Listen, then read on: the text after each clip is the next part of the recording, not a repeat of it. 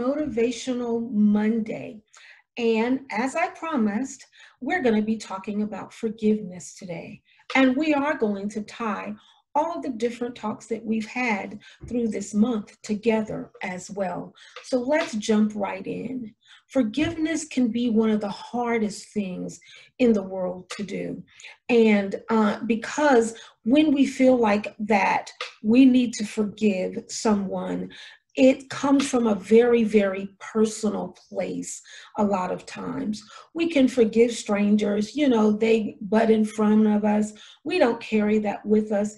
It doesn't traumatize us. But some things that have happened in our lives that have been very horrific, or things that have changed your perception even of people and of the world, it can be extra hard to forgive because it's something that affected you personally in a deep way by someone that had meaning to you.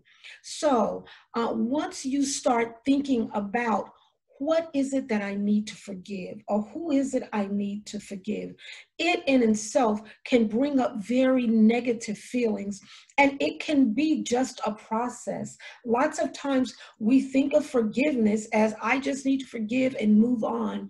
But if it's something that has been very, very deep and very, very hurtful for you, it can totally be a process, and that's okay. That's a good thing. Okay, I know that I need to let this go. And I've heard it said a million times that forgiveness is more about for me than it is for the person, and it holds me back and all of these things. But you don't know what happened to me, and you don't know what they did to me, and you don't know how it affects me. And I just can't let them off the hook just like that. And when I see them, they act like it didn't even bother them, or that they don't even remember whatever was done, or that just get over it, just quit bringing it up, just move on, all of those things. And that in itself is very, very hurtful and makes the forgiving sometimes even harder. So let's go back just a little bit. When you think about forgiveness, it's important that you go all the way back to the very first incident and what happened and how it made you feel and all of that. Not that we need to dwell on it, but you need to know exactly everything that you need to forgive. And so you can look at this incident and say, oh, okay, I don't like that they talked to me in a disrespectful way. So I know I need to forgive that. But as you go back in your head and go back over incidences, this could be something that has gone on for a long time, or it has happened to you with a lot of different people in a lot of different ways. So my forgiveness then is just not about this incident right here, but it's a long list of things that have taken place. So it's important that you journal that as well. What is all of this, the continuum in this, is that somehow I'm always getting disrespected, or I'm always getting looked over, or people feel like they can just talk to me any kind of a way. And so I'm not just forgiving that this person talked to me any kind of way, but that this is a going on process. Now, next month, we are going to deal with patterns and how they repeat themselves. So I'm not going to go into that right now. But for now, that means that I need to go all the way back to the first incident that I can remember, where I held on to that and it's built up and now it's happening over and over.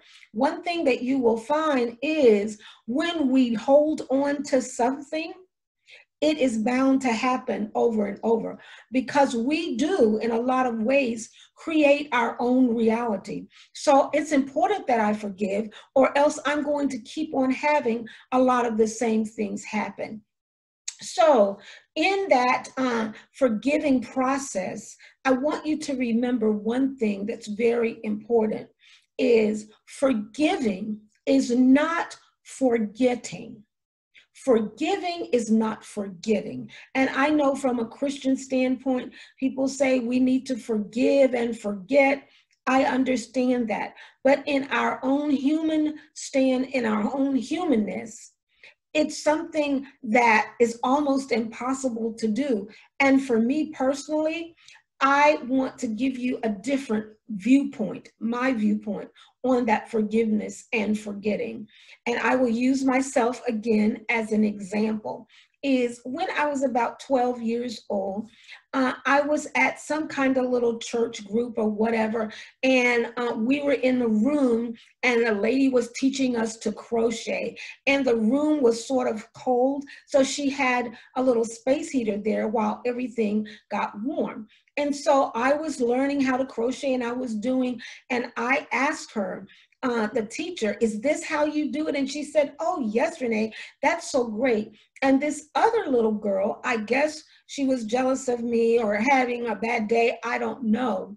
She came up to me and she pulled it out of my hand, and it made me fall back, and I fell on the back of that heater. The heater fell on the back of my leg, and it burnt my leg really, really bad. And for the longest, I thought, oh, I'm never going to get over this. And oh my goodness, it's going to hurt forever. And, had a problem walking, all sorts of things that happened to a little girl. And every time I saw her at church, it was like, she never said she was sorry, and she's just mean, and she's just jealous. And it went on, and it grew. As I grew, the dislike for her grew. And every time I saw my leg and had that scar on there, it grew, and I was just like, she's just mean, and blah, blah, blah, blah, blah. And so as time went on, I had to say, okay, I cannot keep carrying this on. Clearly, she doesn't care that she burnt me and whatever. And now I'm about 17, 18 years old. She's gone her way. I've gone my way. But I still did have the scar. I have the scar to this day. But the point I'm trying to make is that even though I had the scar of it, after a while, it just didn't hurt anymore. And the scar sort of faded, but you can still sort of see it. I've seen the lady from time to time. I've been able to move on. And so I just forgave her and moved on. She was just a kid, whatever happened. But what it did to me is I don't stand very close to space heaters now. And as my kids were little, no, you don't need to be so close to, because the effect of what happened was there. So I will never forget the day that I got pushed on the heater, but it's non-entity now. But if I get close to that situation, then it brings back like, oh, you don't want to do that. That's dangerous. That's my sort of take on forgiveness. Is that I can forgive you for whatever it was that you've done to me, but it could raise a red flag with me is that, well, I can still be friends, but I can't trust you with my darkest secret. Or I can still be nice to you or whatever, but you're not somebody who I want to be a bosom buddy to me. Or I can speak to you and all of those things, and whatever is necessary if I have to encounter you, but I know that there's some danger about you. And so for me, I don't feel like that's wrong at all. And I'm not trying to get spiritual, but even after Jesus's death, he still had the scars of the nail prints in his hand. Even though he had forgiven those people who did that to him, the scar was still there. And it still was a reminder of the things that's happened. So I digress. But so it's important that in the forgiving process, you see that this is a stage. It is stages. It's not just going to happen overnight. And then some things that come back to your remembrance or things that happen, it may throw you back into a tailspin, and you may have to forgive again. One of the easiest ways that I know to actually forgive a person is if that person is not a nice person, not a good person or whatever, and they did ugly things, then if I don't take that personal it's easy for me to forgive them. What do I mean by that? Is guess what? That person was going to be ugly to somebody anyway because they had their own issues. They were going to molest somebody, they had already, they were going to abuse somebody, whatever the case may be, whatever it is. I just happen to be in the path and be vulnerable or whatever.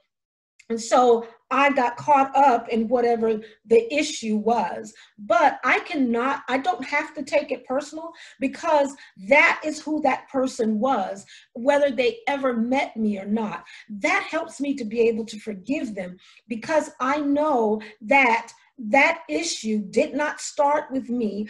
It came from a whole other place. I just was a part of their sickness at that time. And then another thing that is a great step toward forgiveness is as I said, it's a process, is let me work on forgiving this part of it.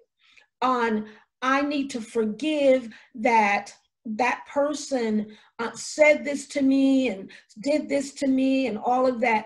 I can't forgive right now that he kept doing it or she kept saying it or this kept happening, but I can forgive this part of it right here. This is something that's easy for me to forgive, is the part where this happened, like I say, when I was 10 years old or 12 years old or whatever the case may be. And then I can work toward the other part. I can also, one of the greatest ways to forgive is to give that person their baggage back, if that's at all possible. What does that mean? To give that person that baggage back is to confront them about the thing that happened.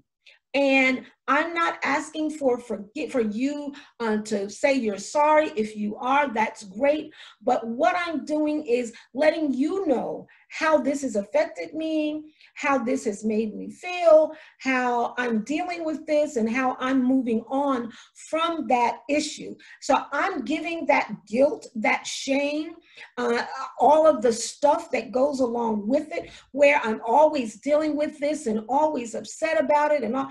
I'm giving that back to you, because what happens is the person that did you wrong, you can say, like, they don't even act like it matters to them.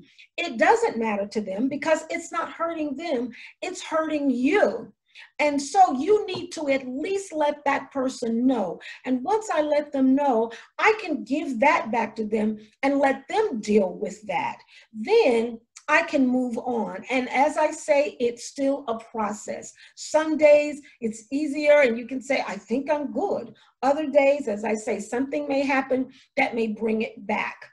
And you still work on that. No, I need to let that go.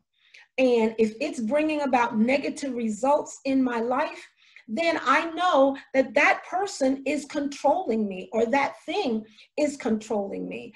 And when they did wrong, they had control over me. I'm not going to allow them to keep on having control over my life, because it's affecting my decisions. It's affecting my health. It's affecting my well-being. So now, how do those things come together? If you don't forgive, it can bring about the anger that we talked about last week. You can hold on to expectations that you felt of this person, and they did not honor their expectations that they said they had or that you thought they should have. And so you can have anger that can be displayed in a lot of different ways.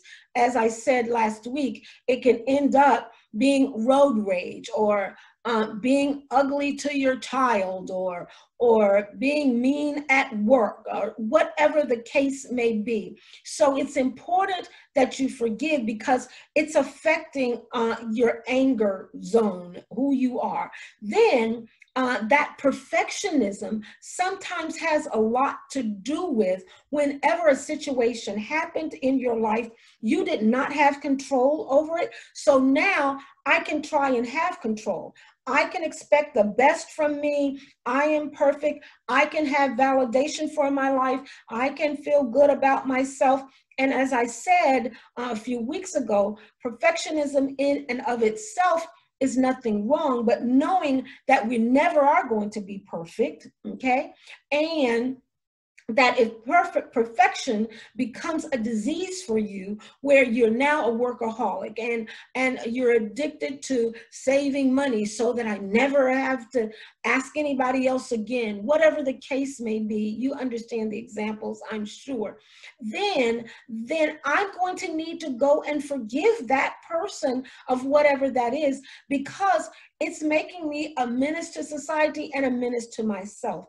And as a result of that, I am not truly able to live out my purpose, what I was created to do in life, because now fear holds me back, because I'm afraid to go out at night, or I'm afraid that people may not like my cake that I want to bake, or whatever it is. So I can't truly live out my purpose, because I have still allowed whatever this event was to totally control me. So I do need to forgive so that I can live in my purpose, so that I can be good as I need to be, or as I can be, and be okay with that, and not be driven with anxiety and stress because I'm not to this level of perfection.